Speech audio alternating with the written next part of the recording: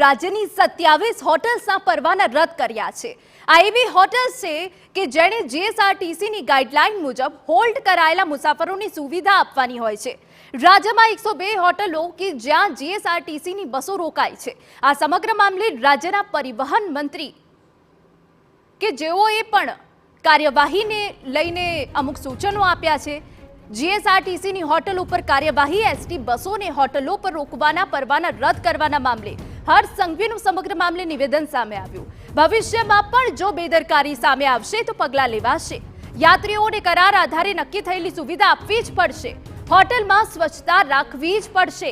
યોગ્ય ભોજન વ્યાજબી ભાવે ગ્રાહકોને આપવું પડશે।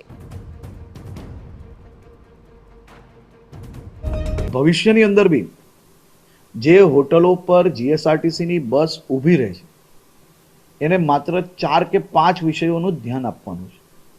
એક તો અમારા યાત્રીઓને બધી જ સુવિધાઓ જે કરાર આધારિત જે લખેલું એમઓયુ હોય એમાં જે સુવિધાઓ આપણે નક્કી કરી હોય એ સુવિધાઓ મળવી જોઈએ।